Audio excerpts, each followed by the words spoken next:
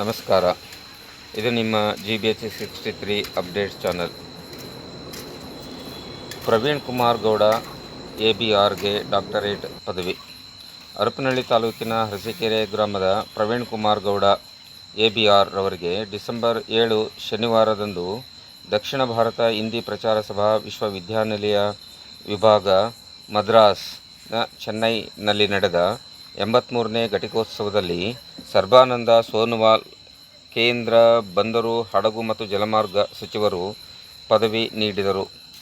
ಮಾಧ್ಯಮಿಕ ಶಾಲಾ ವಿದ್ಯಾರ್ಥಿಗಳ ವೈಜ್ಞಾನಿಕ ಮನೋಭಾವ, ವಿಜ್ಞಾನ ಕಲಿಕೆಯಲ್ಲಿ ಆಸಕ್ತಿ ಮತ್ತು ಶೈಕ್ಷಣಿಕ ಸಾಧನೆಯ ಬಗ್ಗೆ doctor VB Pujar, doctor Pushpavathi U Korcherkar ಇವರ ಮಾರ್ಗದರ್ಶನದಲ್ಲಿ ಅಧ್ಯಯನ ಮಾಡಿ PhD ಪದವಿ ಪಡೆದಿದ್ದಾರೆ.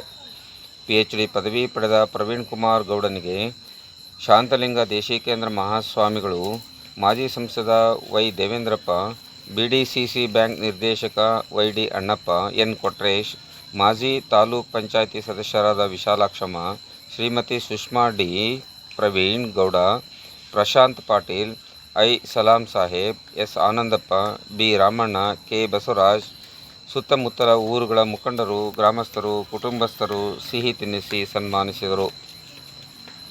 ವರದಿ ಮಹೇಶ್, ಹಿರಿಯ ಪತ್ರಕರ್ತರು, ನಿರೂಪಣೆ ಸಿದ್ದಪ್ಪ, ದಾವಣಗೆರೆ. ನಮಸ್ಕಾರ. ಇದು ನಿಮ್ಮ GBH 63 ಅಪ್ಡೇಟ್ಸ್ ಚಾನಲ್. ಇದನ್ನು ಸಬ್ಸ್ಕ್ರೈಬ್ ಮಾಡಿ ಮತ್ತು ಶೇರ್ ಮಾಡಿ. ಧನ್ಯವಾದಗಳು. ಪಂಚಗಣಾಧೀಶ್ವರರ ಆಶೀರ್ವಾದದೊಂದಿಗೆ 2016-17ನೇ ಸಾಲಿನಲ್ಲಿ ದಕ್ಷಿಣ ಭಾರತ ಹಿಂದಿ ಪ್ರಚಾರ ಸಭಾ ಧಾರವಾಡ, ಇಲ್ಲಿ ನನಗೆ PhD ಮಾಡಲು ಪ್ರವೇಶ ದೊರೆಯುತ್ತದೆ.